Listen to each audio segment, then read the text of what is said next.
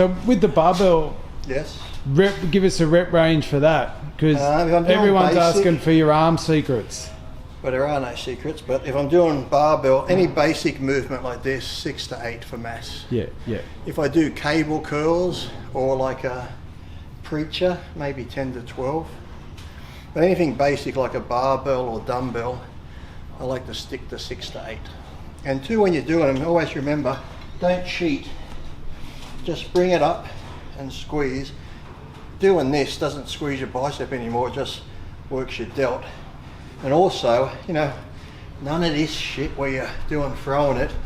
Now, you can, if you want, you sometimes might get to here and you're struggling, you can lean back a little bit just to curl it in.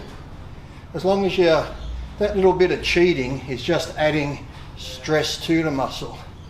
Doing this takes it away from the muscle. So, but you can lift more weight doing that. I know it looks good for Instagram and shit like that, and your mates will go, "Oh wow, you're so strong," but you still got arms like that, you dickhead. So just use proper form, and if you're going to cheat, just cheat a little bit to add stress to it, not take away. So, and what was the curl record again? Oh, I can't remember. What did we do that day? No, the one at the original record. Oh, when Eddie at World Gym. Yeah. 305. And that was a straight bar or easy bar? Straight. About this size. Yeah. The smaller Olympic bar, 320s, and then a 5. And Eddie Gill had plans of winning Joe Gold. I'm still trying to get a hold of Steve Strong. Forget his real last name, but he used to design the World Gym t-shirts. He took photos of it, and he used to carry the photos in his gym bag to show to people as evidence. So that's the thing, it's like, I don't lie about my weights. I've never lied about body part measurements like your bicep, tricep. Well, maybe my cock out a couple of inches, but my arms and shit I just kept, real. But yeah, so no, that was just before the 97 Olympia. That's the one where Eddie Giuliani told me not to tear my bicep. Because the bar's sitting there on the outdoor deck, Eddie's there, Joe Gold, a few other people. And I got the bar sitting on one of those bar racks, like a stand this. And I'm thinking about it, I'm thinking about lifting it. I got my wrist straps on so it doesn't fall out of my hand. And I'm strapping it on, I'm picturing my biceps. Now I'm strapped on tight. Just when I'm about to take my third breath, Eddie taps me on this arm. I'm like, yes. He goes, "Don't tear your bicep, Lee." I'm like, fuck Eddie, now all I'm picturing is my bicep fucking tear. Yeah. So I had to unwrap, I had to try to get that mental picture out of my head, had to walk around for a few minutes, and then I went back and did it. I was all set to go. Don't tear your bicep. I went, because you were thinking, I might go try and tear my bicep here.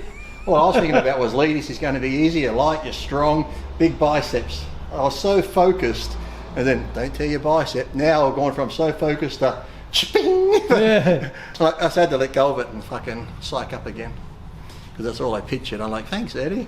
He was laughing.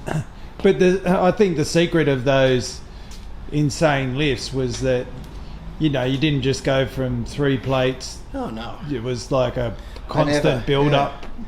Always doing barbell curl or any exercise, it'd always be like started at 25, maybe 25 anything. Because barbell curls, I'll do sometimes 7-8 sets, working sets. I won't count warm up. So even if I was to do a 25, that would be a warm up. My set wouldn't count till I got to maybe 120. And then from 120, I might do a 20 and a 5 or a 20 and a 10. That'd be another set. Take that off, maybe put 2 on, do a few sets of that, then put the 2 plates and a 5 on. So I always build up. I never just do it and go, okay, throw the weights on. So no. That way you got to feel. It's like, some days you might not be that strong to go that heavy, but if you try and do anything like that on bench, or if you bench 1 plate to warm up and then go throw 4 on, whereas if you're going up slowly, you can judge how you're feeling and if it's getting heavy that day. So if you throw 4 on a bench after just doing 1 plate and someone lifts it out the rack, it's only got one way to go. Yeah. And if you're not strong that day and it doesn't come back and something goes, that's why I could never. That whole Dorian Yates principle thing, every time I saw Dorian, I trained with him once when I was younger, he always done normal sets. However, he just said the HIIT training thing for Mentz's book, but even if I could never do it, like say squatting, say your best squat, or not your best, but say like I normally squat around 5 plates, and that's a good comfortable weight for 15-20 reps. Doing their style where you go in with just say 1 plate on and fully warm up with 1 plate, and then you throw the 5 on, I still couldn't go straight in. I have to build up. I could never just go from my warm-up set to your heaviest straight away. It just wouldn't feel right, and I don't think it would be good really either. So you might get away with it when you're younger for a while. I see some young kids come in the gym. If I'm doing dumbbell press, I might grab they're in kilos here, so let's just say the 10 kilos, just do a warm-up, lots of reps, squeeze it, then maybe 15 kilos, 25 kilos. I see some young kids walk in straight off the street, grab the 35 kilos, and I'm like, oh, fucking hell.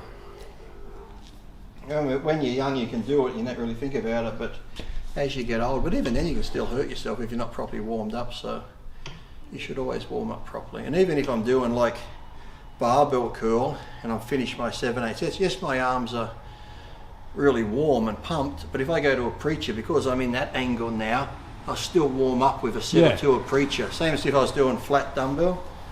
Even though my chest is warmed up from flat dumbbell, if I go to incline, I don't grab the heaviest straight away.